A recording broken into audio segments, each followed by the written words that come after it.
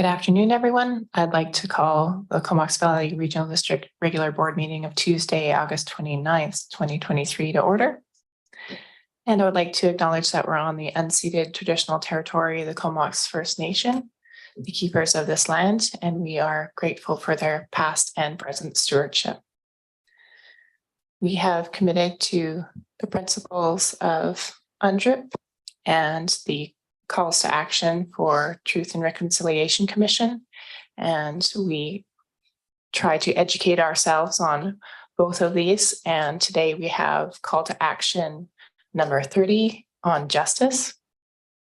We call upon federal, provincial, and territorial governments to commit to eliminating the overrepresentation of Aboriginal people in custody over the next decade, and to issue detailed annual reports that monitor and evaluate progress in doing so. And we don't have an in-camera meeting today, so that brings us to adoption of minutes from August 15th. Moved by Hillian, second by Grant. Thank you. Any discussion of those minutes? Seeing none, I'll call the question. All in favor of adoption? Any opposed? That's carried unanimously. And we're on to business arising from minutes. We had at the last meeting a delegation from Mid-Island Farmers Institute, and I believe staff have put together a report in response to that delegation. Moved by Arbor, seconded by Grant. And does staff want to speak to the report? Thank you, Chair. Yeah, we have a short staff report attached to the agenda. The report addresses each of the requests made. Doesn't provide any recommendations, but does provide information on what is currently happening under each of those requests. And staff are available to answer any questions or support any discussion that you might want to have on this report. Thanks so much. And so maybe I'll just go over what the requests were. Request 1 was that the CVRD coordinate the development of a watershed roundtable. Request 2, that the CVRD provide zero interest loans up to $10,000 to farmers to install dugouts and or cisterns from rainwater catchment. Request 3 was that the CVRD align planning priorities to take drought levels into account. And request 4, that CVRD rehire an agricultural coordinator with a job description that actively supports the needs of the agricultural community. And I see we have a hand raised. Director Arbor, go ahead. Yeah, thanks, Chair. And it was good to see some of the attachments with the Mid-Island Farmers Institute pointing at what other jurisdictions have done. And I think there was a document around a CRD, which created kind of a better framework for water management in their region, the Alberni-Clearcut Regional District. So after I read that, I actually found maybe I can share it with the board later, but I found the 2023 final report on, because they had to create a table for 2 or 3 years. And they came up with a range of really comprehensive recommendations. So they just finished that, I think, in March. And this goes to include things like looking at creating irrigation districts with farmers, like basically changing the model of how they do water management on agricultural land. And I guess they'll be carrying on. So I guess their pilot was pretty successful. So I realized that it's not in our work plan for this year to work on this issue, but maybe what I would propose is that, and I realize for the municipalities, it's also not abundantly clear right now if they should be involved in an initiative like this, but maybe I would move after receipt that we refer this to the ESC committee for consideration. And maybe I can supply that report so we can have a read and a discussion around the value of looking at a regional district being more active on water management, especially in light of the good presentation we had around some of the arising issues with water availability in the Comox Valley. Great, thank you. And Director Hillian, go ahead. Thanks, Chair, and thanks to staff for preparing the report on short notice. And there's just one area that I'm a little bit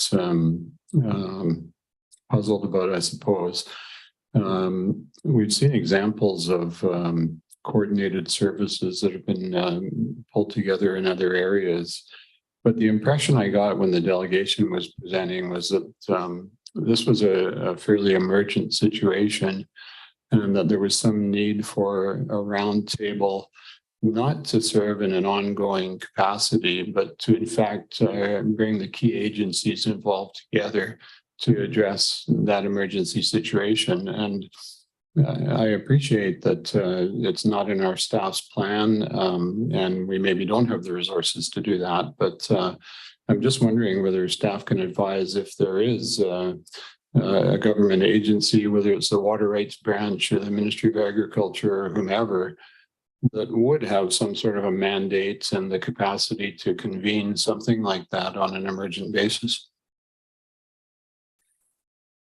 I don't know, Alana, do you have any, I guess just gonna ask Alana, our Development Services and Planning Manager, to come forward.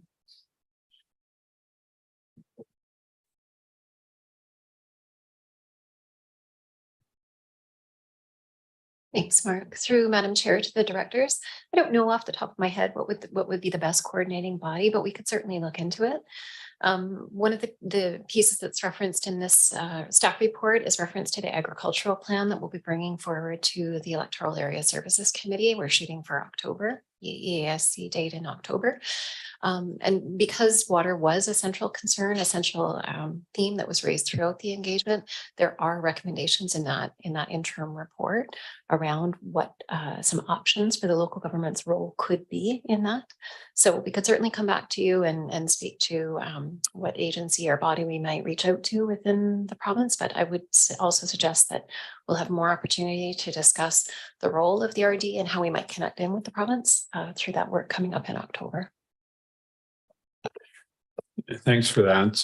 Yeah, I take it that we also, I don't know whether the chair had the opportunity to raise this issue on the provincial call with senior government ministry officials looking at both the drought and the wildfire situation. But I'm wondering if that opportunity did arise, if there was any response in relation to this issue. Thanks. Yes, so just this week I was able to raise that on the call with both Minister of Emergency Management and Municipal Affairs. And I had said that we had had a delegation from farmers that they were being asked by the province not to water their crops. And then obviously the communities right beside the urban communities are still able to water their lawns. And so there's quite a discrepancy there. And we have a concern around protecting local food and food sustainability as well as water sustainability. So that was put to the minister. I also talked about the first in time, first in right legislation that that the province currently uses for water licensing, and asked whether they were thinking about using other types of legislation, like in Quebec, that's been mentioned here, where they issue water licenses based on the use, priority of use. So the minister didn't have an answer for me this week, but she did direct those questions to a couple different ministries, including water, lands, and resource stewardship. So as soon as they get back to me with that, I will bring that answer to the board. Director Grieve. Thank you, Madam Chair. I had the opportunity this weekend, actually at an event, to talk to our MLA, Ronna Ray Leonard, about this very issue. And first of all, for clarity, it's not crops that aren't allowed to be watered, it's forage crops. So you'll notice some of the big fields, they've already taken the hay or the oats. They've taken them because they can't keep watering them.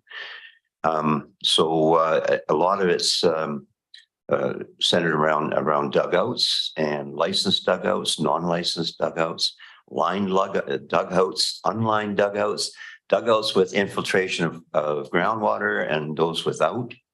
And I think, as you say, there's two ministries that are involved in this. And you know, as I said many times before, it's always the conundrum for me to see that the senior government ministries seldom even talk to each other. So she did make a few things plain. So it's not just this location here in the Comox Valley that's having this discussion. It's happening all over the province right now. So I'm sure there's going to be some outcome because there is a lot of confusion out there on this issue. As it says in our report, you know, we do have the agricultural plan, and we are working on all things agriculture. Probably this fall that'll be coming around to us. So insofar as you know, $10,000 for farmers and that sort of thing is really beyond our pale. But I would suggest, as Director Arbor said, that we kick this back to the Electoral Area Services Committee because the majority of farms are outside municipalities. And we do have some discretionary community grant funding that we could possibly, you know, this is something we can discuss it at our table, possibly bring that forward. I think that a one-off roundtable, if we can get the big players to come, you got, you know, the provincial ministries, federal DFO as well as private forest lands. You know, it's a complicated big picture. But we did that once before. I think in 2011, we had a Forester Fisher Farmer Forum, and it was very well attended. And it was at the end of the day, there was a lot of understanding and trust built that wasn't there previously. So this is something I think that we can maybe discuss at our next Electoral Area Services Committee. Thank you. Thank you. And Director Morin. Great, thank you, Chair. Well, that's great news to hear that that might go forward to the electoral areas. I did have a couple questions around, I guess maybe before my questions, I did speak a fair amount last meeting around this and the piece around food security. And of course, our regional growth strategy has a whole section on food systems, which is around supporting agriculture, but also the food security piece. And I think that point was made really strongly that, you know, the vast majority of the food produced here stays here. And there's certainly, there's a lot of food that goes to low-income families from local farmers in the thousands and thousands of families every year. So I think it is, you know, it's beyond farmers' livelihoods, which of course is important, and we want to support economic development. But it was framed as a crisis, and I think it clearly is one. And it can have, I don't even want to say trickle down because we don't even have a trickle of water, but a trickle down effect on these other aspects. So my question was around right now, sorry, just to also say that I looked at the meeting from last time, and it was pretty unanimous that everyone around the table, I think almost everybody spoke and everybody was in favor of the roundtable. So if there was a way for the electoral areas to try to expedite that, that would be amazing. And I just was curious what service funds the ag coordinator. Is that through the electoral service areas as well as the ag plan? It's all sort of one package. Okay. Thanks. That's it. Thank you. Next, we have alternate Director Wells. Thank you, Chair. I'm really happy to hear this conversation happening. And there were a couple of events that happened between around 2015, 2018, where the CBRD actually brought together all the water districts as well, who might be potentially part of this conversation too. And bringing in experts. I think we had lawyers come in, ex-ministers, that kind of thing, to kind of provide that roundtable type discussion. Again, that was scope-wise, it was more just the water districts, but given the fact that this is going to be affecting everybody, I think it's something that the RD has done in the past, and so there may be some ways, so we're not recreating the wheel necessarily completely. Thank you for that. Yeah, my question to staff, I guess, around the round table is where that would be funded from, and if it is something that we would want from a regional perspective. I would think the stakeholders and rights holders would be, it would be take a regional scope. How would we fund something like that? Through Madam Chair to the directors, I think Mark and I'll probably tag team this one. There are a couple of things referenced in the report. One is the ongoing work around a watershed service feasibility. So depending what the interest is around the purpose of a roundtable, I think that might be one home for it, which I think would probably necessitate service establishment. The second piece around the agricultural plan, not to keep coming back to you, like not to suggest this isn't emergent or this isn't a crisis, but there has been a lot of work done on agriculture and water. And so I wouldn't be surprised if we see some recommendations within that work that speaks to the role potentially of a rural agricultural service that could speak to issues around water and water management. So that might be another opportunity.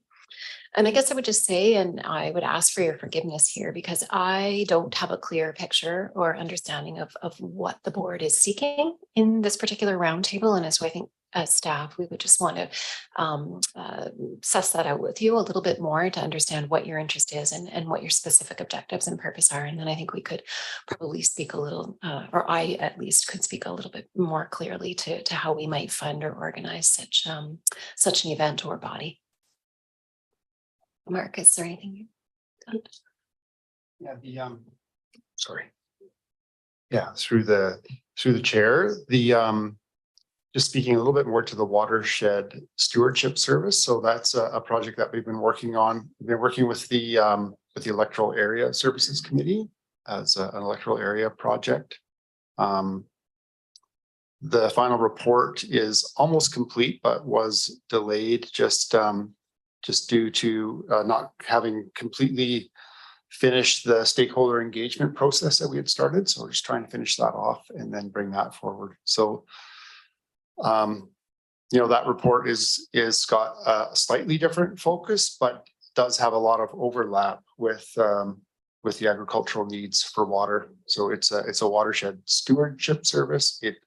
It will consider the governance of that service, the advice provided to that service through somewhat of a roundtable also, and would look to steward the watersheds across the Comox Valley. And that work's planned for, well, as the report says, I think we've got something planned to come back in the spring of 2024. Thank you for that. Yeah, I think, this came to us in response to the extreme drought conditions that we're experiencing. And it's pretty clear that those are going to continue and probably worsen as we move into the future. So I think the idea of a roundtable would be to be able to respond to that more effectively.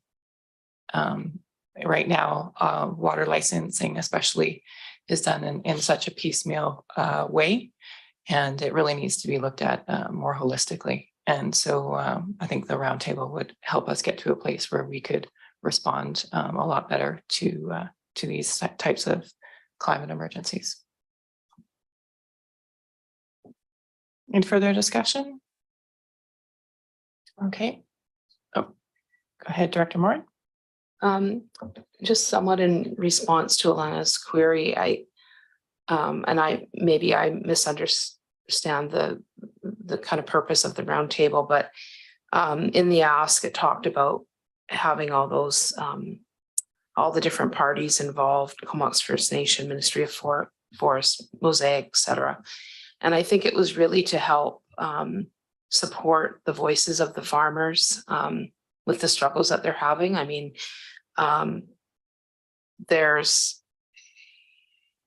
it's very, as we know, it's very difficult when you're not in the inner circle. It's hard enough for us who have access to some of these parties to do that advocacy. So I think that was a large part of the purpose, was around helping bring those concerns forward, try to look at some strategizing to moving forward. So I don't know if other folks have a different sense of what that was, the idea of what that would look like. But I really think it was, as we know, it's difficult for kind of the average person to be able to connect with all those parties and self-advocate. So thanks. Yeah, and the three electoral directors and myself, when we were out in Merville recently doing the agricultural forum, we certainly heard from farmers that, you know, they have a lot on their plate already just doing farming. So trying to get through the bureaucracy of what water access is very difficult, and they could use help both with navigating that and with funding for like the request today for dugouts and cisterns. So yeah, those are the general topics I think that we're looking to address. All right, I don't see any further lights, so we're on receipt. All in favor? Any opposed? That's carried. And is there a referral motion?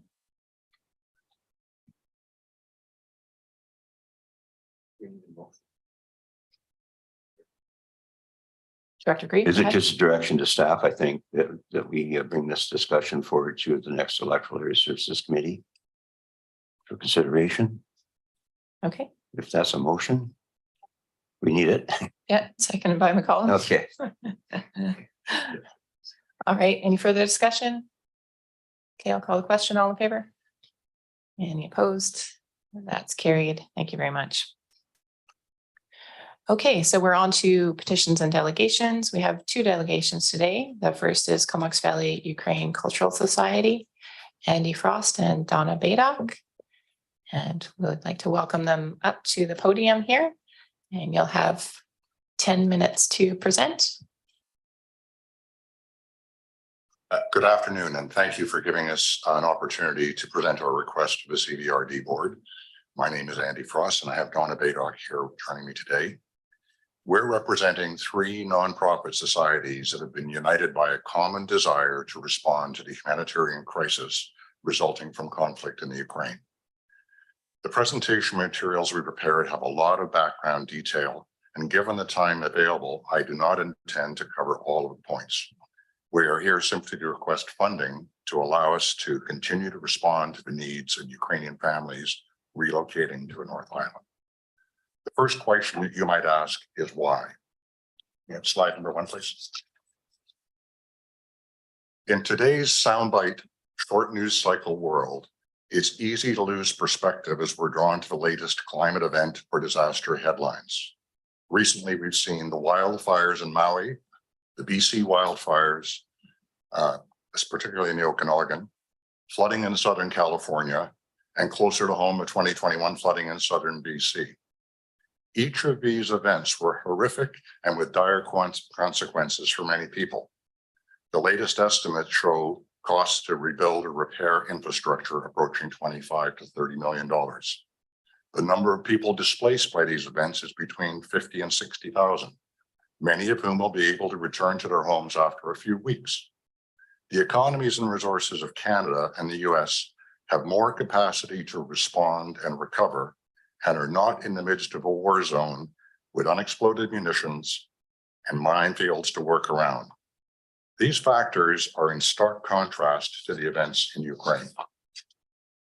The numbers you see there represent 30% of the population. Imagine everybody in BC, Alberta, Saskatchewan, and Manitoba packing 2 suitcases, leaving their homes and heading off to the border over to the US. That is the magnitude of the crisis in Ukraine. The devastation and the volume of devastation, estimated at $400 billion to repair, will take decades. That's the environment that the Ukrainian people are dealing with. The time it will take to allow them to recover to any formal normal life is very difficult to comprehend.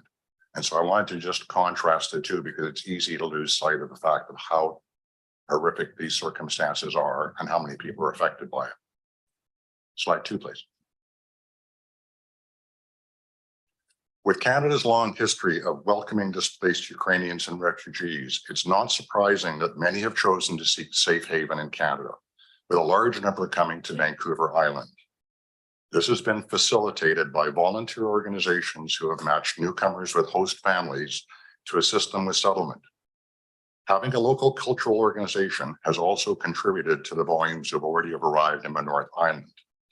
Many of the newcomers have already found local employment, often, however, in entry-level positions until they're able to improve their language skills and have their professional qualifications recognized. Slide 3. The federal government response with the QIC program, Canada-Ukraine Authorization for Emergency Travel, created a path or process for Ukrainians in addition to financial assistance once they arrived in Canada. And a large number of people have applied, been vetted, and approved for admission to the program. And as you can see from the slide there, 800,000 people have been issued visas with permission to come. However, only 20% have been able to come. There's a substantial backlog of families with the potential to come to Canada. However, finding the financial resources to cover travel costs and finding locations where they can access affordable housing and opportunities to work is a daunting prospect. Once they arrive in Canada, they face a long and difficult set of tasks that they need to accomplish as they attempt to settle, made even more difficult by a lack of English skills. Now, I provided you in advance with a copy of the settlement guide. You might wonder why I brought that to your attention. You have the English version. I have beside it the Ukrainian version. And this particular deliverable was produced by our volunteer coordinator here in the Comox Valley. And what it does is it allows a host family and a Ukrainian guest or newcomer to go to a government service agency, and they both understand what the purpose of the call is. They can deal with the government people and get the task accomplished, whether that be a social insurance number, a medical appointment, applying for a visa extension. All of the things that are detailed in the steps that they have to go through are critical to allow them to qualify for medical benefits, to qualify for extensions to their visa, to get work permits approved, all of which, without the help of this guide and our host families, would take months. It means that longer without the ability to earn money, to be able to pay and settle in Canada. So this is an incredibly valuable asset that's been produced. And together with the volunteers, it helps make the task of settling a lot more manageable, to say the least. And it allows them to be more quickly able to seek work and gain a sense of a new life in Canada as well. And that's a chance to get them towards self-sufficiency. Next slide, please. The CVUX, or the Canadian Comox Valley Ukrainian Cultural Society, has ramped up rapidly to respond to the situation. However, given the backlog of approved applicants and the March 24th deadline for arrival in Canada in order to qualify financial support, and the continued fighting and destruction, we could easily see another 200 Ukrainians arriving in the North Island over the next 7 to 8 months. Without more host families, volunteers, and the ability to retain our coordinator who is on contract, it'll be very challenging to meet their needs and support them. The support from local governments in the South Okanagan was a major factor allowing my sister's organization, Ukraine Nightingale Project, to accept a new family of 4 and reunite another family with 2 family members in the last 30 days.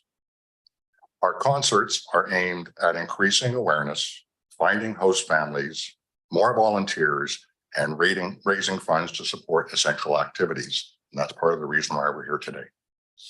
Number 6. A lot of our volunteer efforts are focused on helping Ukrainian newcomers succeed in Canada. English capability is a major element for them to find employment, and language skills are also a key element for those hoping to apply for permanent residence in Canada. To support the Canadian government initiatives, the increase in this support This supports the Canadian government's initiatives to increase immigration to attract more people to replace our aging demographics. Now, I will say I am not in the business of allocating public funds, and I apologize for my simplistic attempts in the chart to try and quantify how our funding request might be rationalized. I know that you don't need my help to do that. However, I thought I would at least try and get my head around it. Thank you for the opportunity to present our case, and I would be pleased to respond to any questions.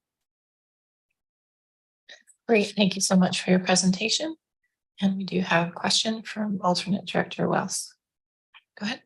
Thank you very much, Chair, and thanks very much for the presentation, Andy. Really appreciate all the work that's been done. And in fact, for about a year, there was meetings every month or so with various organizations where this guide was talked about and developed. And so really happy to see all this happening. Two organizations I'm just wondering about in terms, because when we talk about the funding, I guess question number one would be, what's the total number per dollar amount per year? Did I miss that? We asked for $15,000 in our request. Right. That's at the top of slide 6. Okay. And then and then there was two organizations, one's United Way and one's the Immigrant Welcome Center, and kind of how their funding or how the work they're doing would sort of dovetail with the stuff that I'm going to answer a part of that, and I'm going to ask Donna to help if I need it. The Immigrant Center provides some overlapping services. However, their ability to offer the English language courses in the volumes and with conversational assistance is dramatically less than the demands we have with all the families that are already here. So while they do some of that work, they don't have the capacity to handle the volume that we supplement. And Donna, help me on the United Way side. It's a one-time grant for summer camp. Sorry, can you please come up Yeah. to the mic? Yeah, thank you. The United Way was a one-time grant we applied for summer camps for the kids. So we ran 4 weeks of camps for the Ukrainian children along with some Canadians so that they could work on their English language. But that was a one and done. okay. Thanks for that clarification. Appreciate it. Thanks very much. Just as an aside, by the way, the summer camp also provided a childcare alternative for the Ukrainians who were trying to work and make a living, having just recently arrived here. So there was another challenge for families coming when they have limited means. Thank you. Next, we have Director Arbor. Go ahead.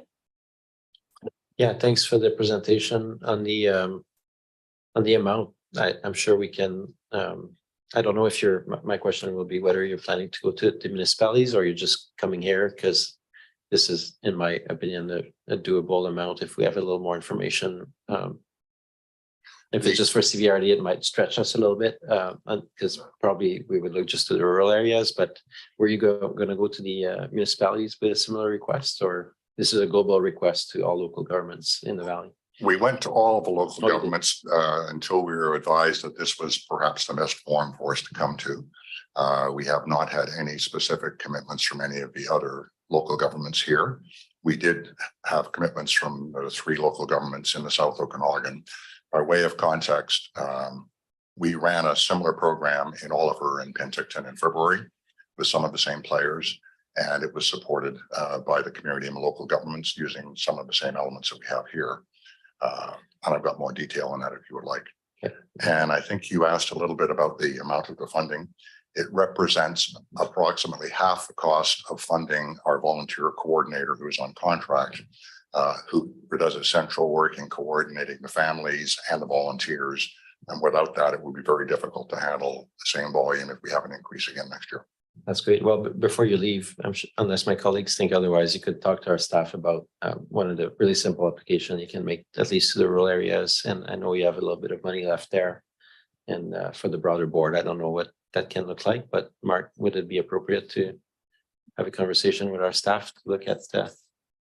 Yeah, so we don't have a regional function that can provide a grant for this initiative, but it would be appropriate to refer to the EASC, and they could consider this through their rural community grant program or the arts and culture grant service. Yeah, anyways, I'd like that. And then It's funny because this morning I just got appointed as chair at the Federation of Canadian Municipalities, and we have a resolution coming up on precisely this topic. And the problem we're seeing nationally is it's not, obviously not just the Comox Valley, but there's arrivals from Ukraine all the time and in large numbers. So I think we'll be debating this month the resolution test for the federal government to better support local government and our capacity to receive Ukraine. But I think we're also discussing and for future emergencies as well around these types of situations. So I'm glad I'll probably ask for your presentation from staff because I can take it into that meeting as well and talk about how you're solving issues right here in the Comox Valley. Thank you very much. That's welcome news.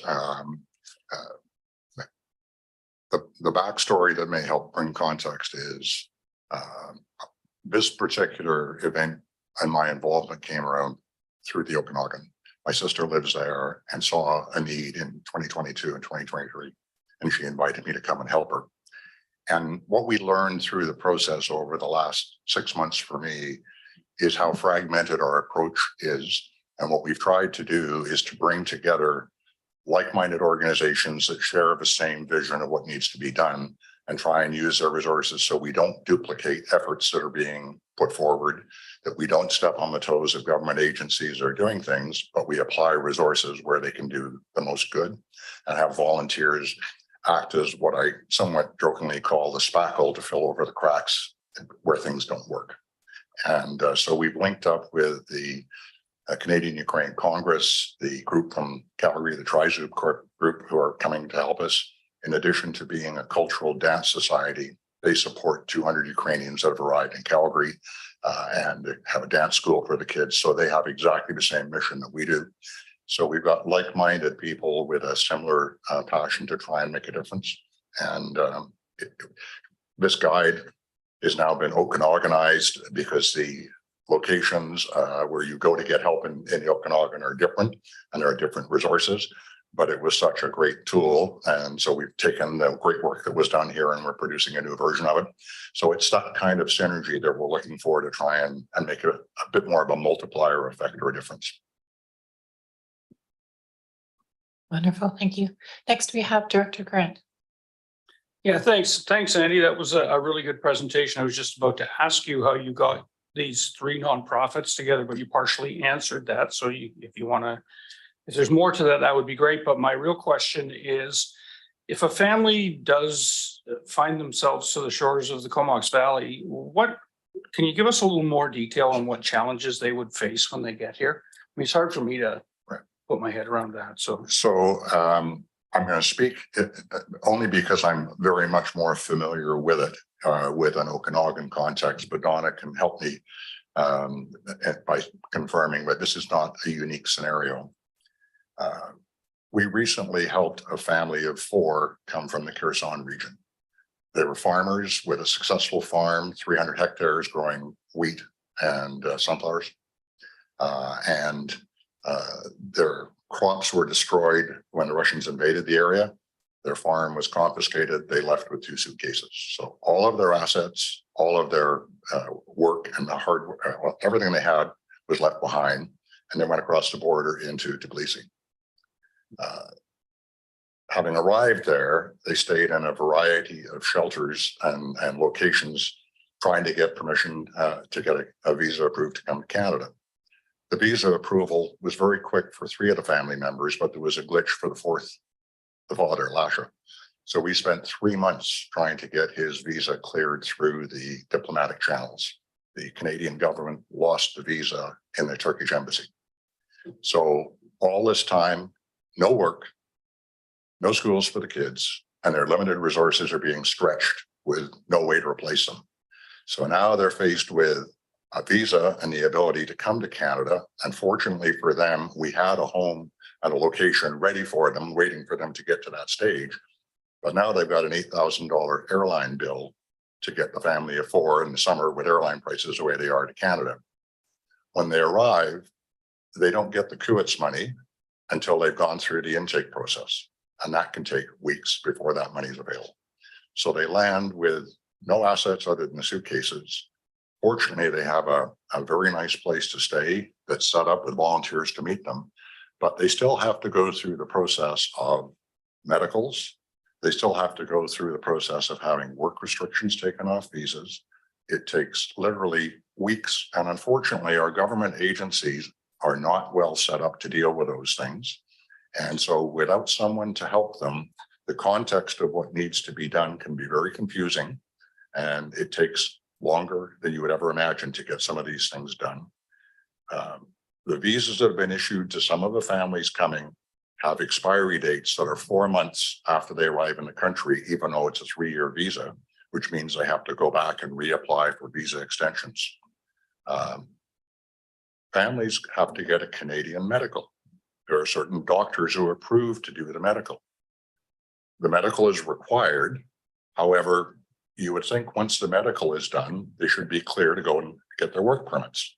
That doesn't happen. The medical system doesn't automatically allow them to clear the restrictions on their work visas. So now you have to file an application to have the restrictions removed.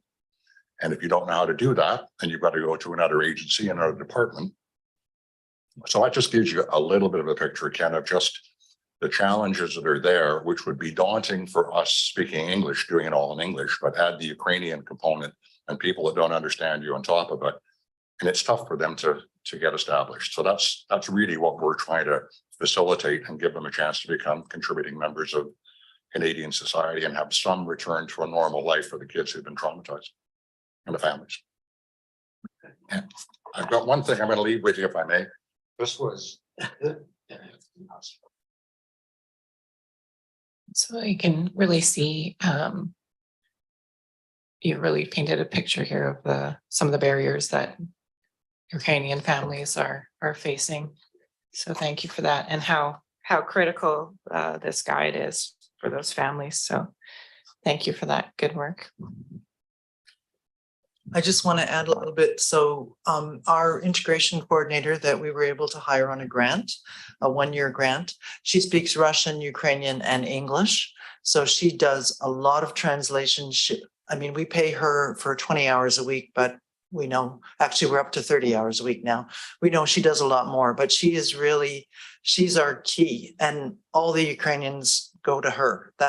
They know that she's here. And in fact, something I told Andy, family members, friends from the Ukraine are getting the message that there's an association in the Comox Valley who helps them, and an integration coordinator who helps them navigate all of this. So we are getting people coming as a referral from other people, which I thought was kind of interesting, but the word gets out. So just briefly, the document I gave you is a reprint of the accountability report. I feel strongly if you are seeking funds and donations and support from the community, you owe a full and transparent accounting of what it is you've done. And we committed to do that. So this was published in the Penticton Herald with all of our financial results and what we were able to achieve. We have the same plan in place with the Comox Valley Record and the Cattle River Mirror. So once again, after the event, we want to make sure that people understand what their generosity has allowed us to accomplish and how we're using their support. So that gives you a bit of an idea of the Okanagan event. We hope to replicate the success with help from the community. And once again, thank you for your time. Thank you very much. And just to let you know that we don't respond to the request on the night of the delegation, but at the following meeting. So then you'll find out what the answer is at the next meeting. Thank you.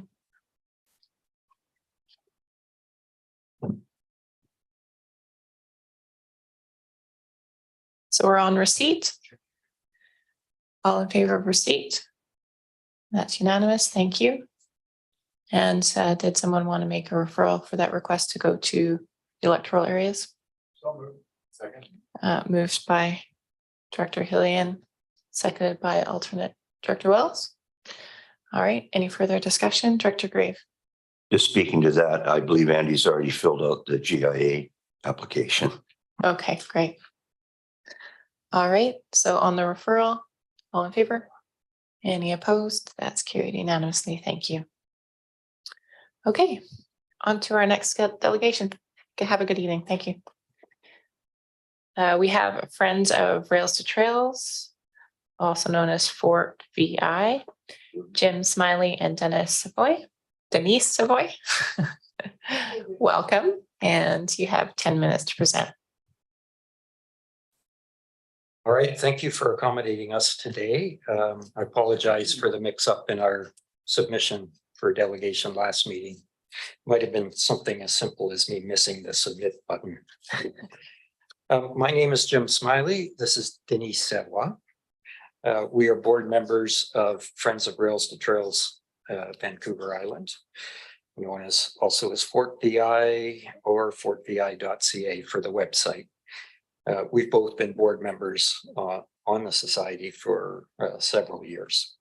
So Fort VI, as many of you are already aware, is a nonprofit society that has been advocating for conversion of unused rail corridors, primarily the Island Rail Corridor on Vancouver Island for a number of years. During that time, we have established connections around this issue with all levels of government and many of the affected First Nations as well. In the process, we have held standing at or been a stakeholder at various planning and budgeting meetings in which this issue was discussed.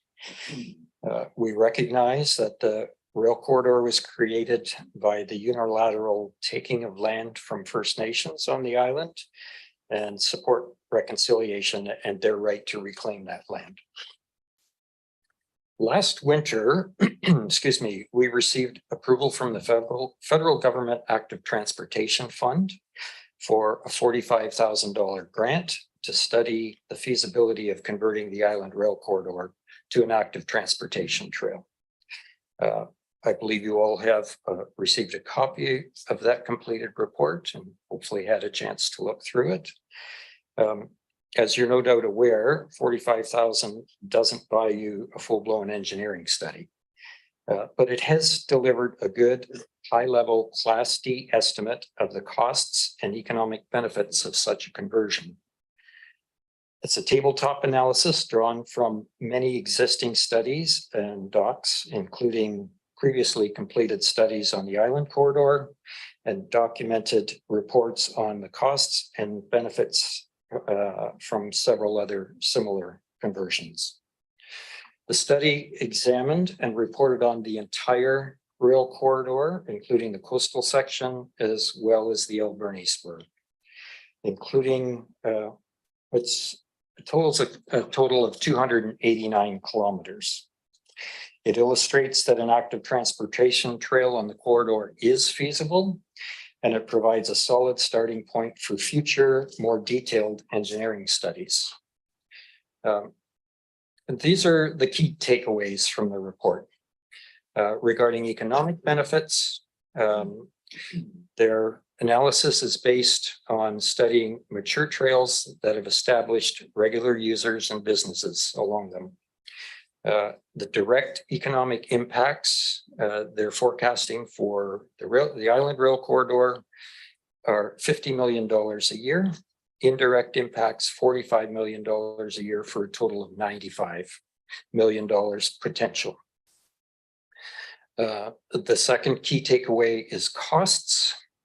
They based their analysis on a 4-meter wide trail.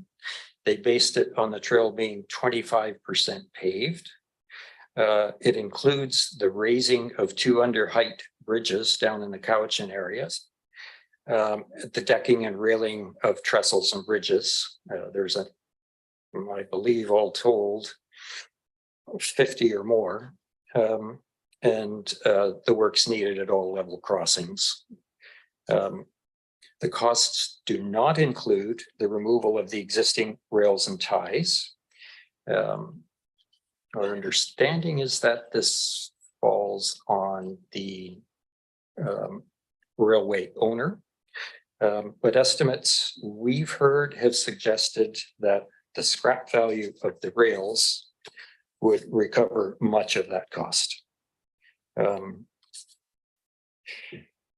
So the total cost to convert the entire trail from end to end with a first-class finished trail, they have estimated at $172,788,000. Works out to about 59,788 per kilometer. It's our opinion that the trail could be completed for much less by starting out much more modestly.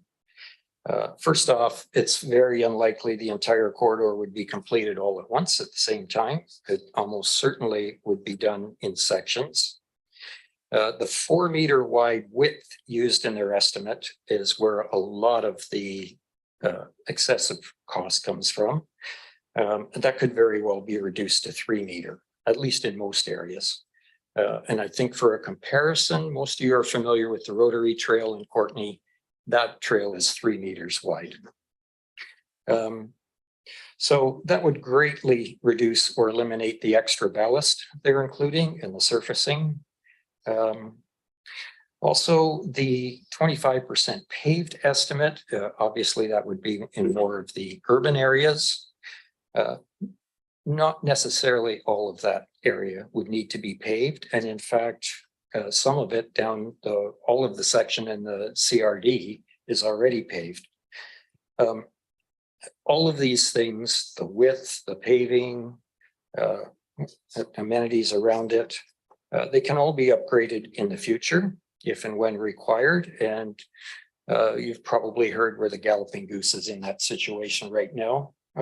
20 years down the road, they're now spending a lot of money to widen it and put in lanes because it has become so busy. It's getting so well used. Health benefits speak for themselves. So the study does illustrate that the conversion of the corridor to an active transportation trail is indeed feasible and recommends that it be pursued further. And I'll let Denise take it from here. Thank you. Thank you. Good afternoon. I have the enviable role of coming with a request. That's my brief, that will be my brief role. We understand that the provincial government has granted $18 million to regional districts and First Nations to plan and consult future envisioned use of the corridor, of the island corridor right of way. Of course, Fort VI hopes that the outcome of this consultation will lead to maintaining as much of the continuity as is possible. But we are interested in moving forward in a good way based on the Truth and Reconciliation Commission recommendations, 92, as I remember, to arrive at a decision that would reconcile First Nations interests and also result in a sustainable future for the corridor. Jim has given you a brief rundown of the feasibility study. I understand you have a copy, and it simply confirmed that repurposing the corridor for active transportation was feasible with similar costs, I might say, as the North Okanagan Rail Trail. And the study showed equally the potential economic benefits of almost 100 million annually based on the economic impacts from other studies like the GAP one. And I think most of you have a copy of that as well. But what is needed now for meaningful public consultation is to go from this high-level tabletop analysis to a business case specific to Vancouver Island.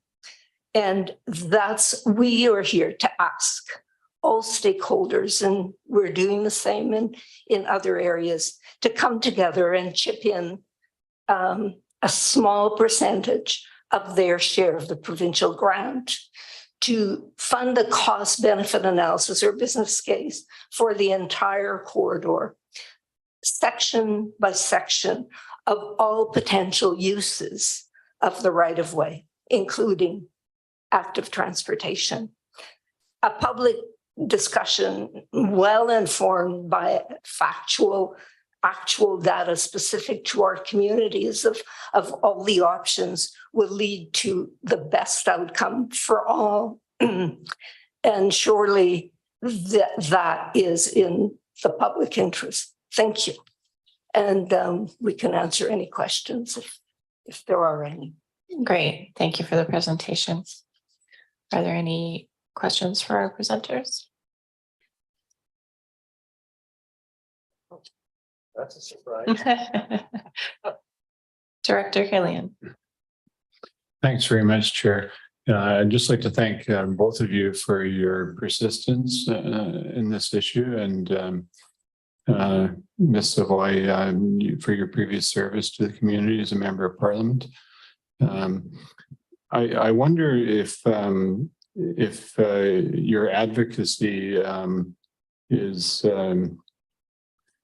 is tied to having the rail removed, as opposed to what has been proposed by the Island Corridor Foundation, which is to build trail alongside rail. If you could just briefly speak to that. Okay, I'm not sure I'm quite clear on the question, but whether we're advocating for a trail alongside rail, is that what you're asking? I'm asking if your advocacy is that the rail be removed. Yes. As opposed to what the Island Corridor Foundation is suggesting, that a trail can be built alongside the rail, the existing rail. And part of the reason I ask that is because it strikes me that there are different imperatives in relation to this corridor, depending what section you're looking at. So I appreciate the suggestion that each of them can be dealt with separately, which is what the province's proposal does lay out. And it seems to me that there's a much bigger argument for commuter rail in some of the parts of the South Island than, for example, there is up here. Yes, lots of parts to your questions, but yes, that is what Fort VI is advocating. That, for example, in Nanaimo, they did a study some years ago that that was given to us, and it was the idea of rail, a trail alongside rail, was simply abandoned there because it was just there were too many areas with embankments and wetlands and bridges that made the project highly, highly unlikely that we would ever have a continuous trail. And of course, the value accrues because of its continuity. But that is one of the reasons for our ask, is that independently of what we are advocating, what we're saying is that the business case, examining all potential uses in the future of the corridor, should be looked at from a business case, from an environmental perspective, and an economic perspective, and independently of what I might find what I want or what others want. So we feel that a public consultation should be based on more factual information than what has been publicly available. Thanks very much. Sure. I'll just add a wee little bit too. And a trail beside the rail works well, but just a few points. There's well over 50 bridges and trestles, which is a problem. There's a tunnel. There's at least one and probably more places where it goes under a road, and it's very narrow tunnel. And then if you think again of the rotary trail, for example, the cost to put that in alongside with all the brushing and compacting and filling to make a trail there is far, far more expensive than just grading the rail bed, putting some topping on, and you're done. So just to clarify the ask, you didn't have a dollar figure that you're requesting that we put on this, but no, we felt that we saw that 45,000 doesn't give a proper engineering study, and we felt that a small percentage of that share, especially if every stakeholder chipped in, would produce a study, would produce facts that I think may be useful for each community. Director Hillian referred to perhaps rail would function in the South Island, where here, especially given the legal case of the Smonaws, the system is broken down or may break down at around the news. So the solutions here may not be the same as those further down island, but we didn't have a specific amount. Our understanding is that 600,000 was received by this regional district and others, and a percentage of that, I'm sure your staff would be able to advise you better than we could on the costs. So the request is just that we use the grant funds to do a business case just for the Comox Valley Regional District section of the trail.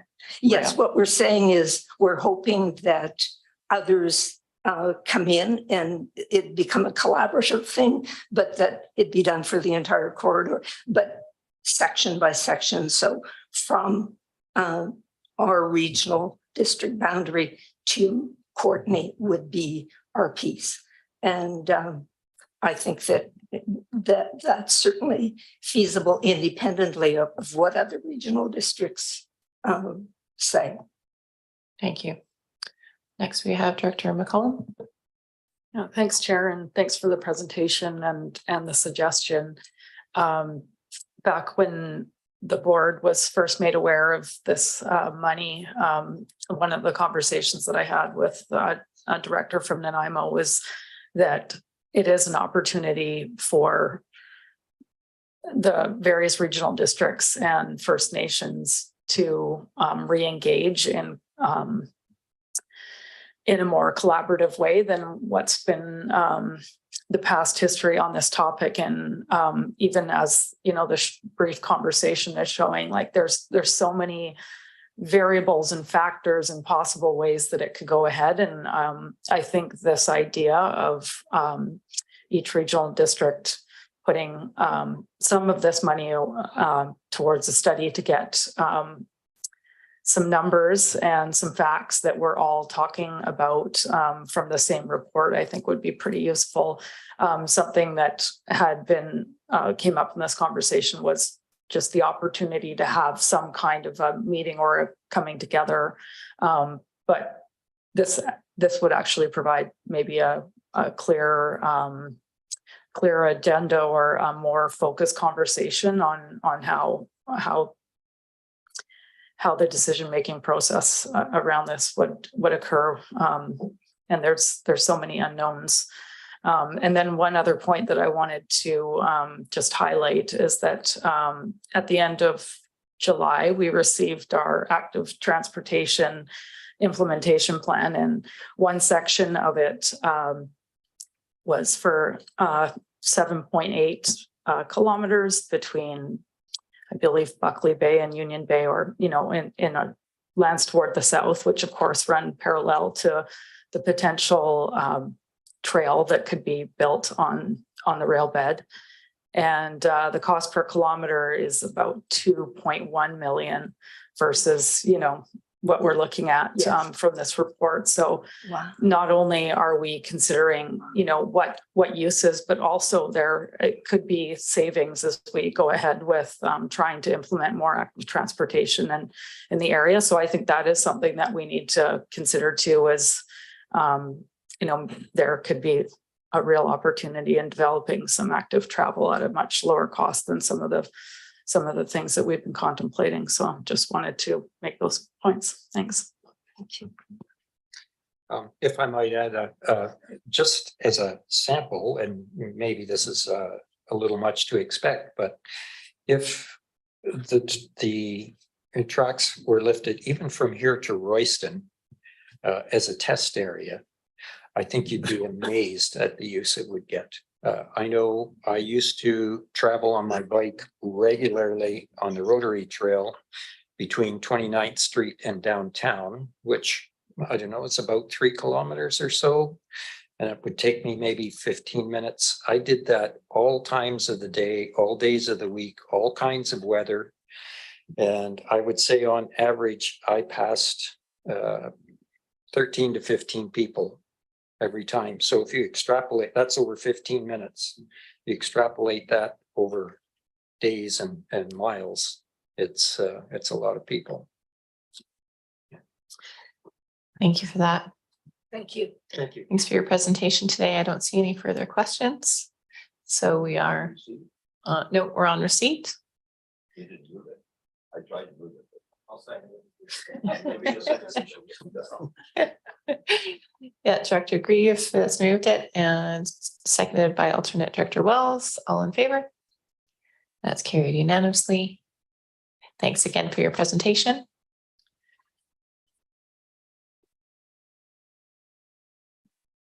And we have next on the agenda reports, the Electoral Area Service Committee minutes from July 14th. Moved by Grieve, seconded by Grant. Any discussion on those minutes? It's a vote of the full board. All in favor? Any opposed? That's carried unanimously. And there's a recommendation. Move it. Moved by Grieve, seconded by Grant, that the Agricultural Land Commission be advised about the CVRD district's support of the non-adhering residential use application. Any further discussion? It's a vote of the areas. All in favor? And that's unanimous. Thank you. We are on to bylaws and resolutions for first, second, and third reading. We have bylaw 782, the Comox Valley Regional District Planning Procedures and Fees bylaw amendment number 5 for first and second. Second. Moved by Grant, seconded by Wells. And it's a vote of the areas only. All in favor? That's unanimous. Thank you. Third, moved by Grant and Wells. And again, a vote of the areas. All in favor? That's unanimous. Thank you. On to bylaw number 783, the development permit delegation bylaw amendment number 5. Second. Moved by Grant, seconded by Grieve for first and second reading. It's about the areas. All in favor? That's unanimous. Thank you. Second. Third reading, moved by Grant, seconded by Wells. All in favor? That's unanimous. Thank you. We're on to bylaw number 787, municipal ticketing information bylaw amendment number 24. Moved by Grieve, seconded by Grant for first and second reading. All in favor? That's unanimous. Thank you. Move it. Third reading moved by Grieve, seconded by Grant. All in favor? That's unanimous. Thank you. And on to bylaw number 788, bylaw adjudication ticketing bylaw amendment number 4 for first and second reading. Moved by Wells, seconded by Grant. It's a vote of the areas. All in favor? It's unanimous. Thank you. Second. Third reading moved by Grant, seconded by Grieve. All in favor? That's unanimous. Thank you. That brings us to the end of the agenda. Termination moved by Arbor, seconded by Hillian. And all in favor? Thank you very much. Have a good evening.